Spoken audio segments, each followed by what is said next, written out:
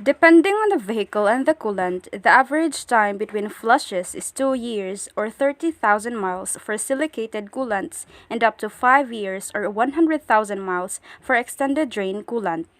A cooling system flush is an important part of the regular maintenance of a vehicle. This process can help to make sure that your engine keeps running smoothly for many years. The reason why coolant needs flushing is that the products can deteriorate after many uses and they don't resist freezing and boiling as well. Since engines contains many parts that can rust, the coolant picks up the rust during the circulation process and deposits it in another part of the car. Over time through, the particles can build up in the coolant, so it doesn't work as well. Regular flushing keeps the coolant clean and prevents blockages. In changing the coolant, we need to flush the old and add new. But before anything else, make sure that you have with you your coolant, distilled water, pliers, gloves, and a basin. Coolant lies inside the radiator, in the reservoir, and inside the engine block. First thing you do is to drain the coolant inside the radiator. If the engine is hot, don't remove the radiator cap. There's still pressure inside and might causing the coolant to spill out and will eventually cause further danger. Let it cool first. Once it cooled, remove the cap and proceed to the first step. Going under, locate the drain plug. You can use a plier to crack it loose. Make sure that the basin is ready to catch the spills. Once it is done, return back the drain plug.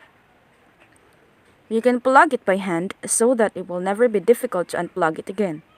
Now that the coolant in the radiator is already drained, but those inside the reservoir and the engine block wasn't. To reflush the remaining coolant, you must add distilled water in the radiator. Why use distilled water? Why not use tap water? It is less expensive. Tap water is not good to apply in the engine. It contains impurities leading to rust and may cause leaks. Pour the water in the radiator using a funnel. The water will help in flushing the remaining coolant.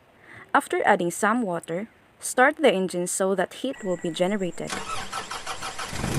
so to reach to its operating temperature. This is because the water must circulate inside the engine block, making it clean. To enable that, the thermostat must be open, and that only happens when the engine is heated up to its operating system. When it reaches the desired heat, turn off the engine and then drain the remaining coolant.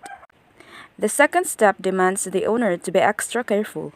Unlike the first step, draining the coolant in this procedure is right after the ignition is turned off.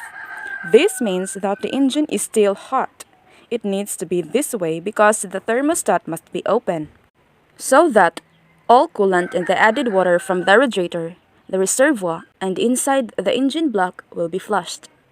Before performing this job, make sure to use hand gloves. Given the basin, open the drain plug once again.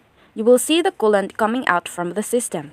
Make sure that all coolant must be flushed from the radiator, reservoir, and from the engine block. Keep the radiator cap open so that it will drain faster. Once all water and old coolant are flushed, make sure put back the drain plug. Down to the third step. Now that the flushing is finished, pour the mixed water and coolant inside the radiator. Add the mixed in the reservoir too. Now that the radiator and reservoir is full with enough coolant, return back the radiator cap and conduct a test drive. You can determine if the job is successful when the engine doesn't overheat, just in a normal or right operating temperature.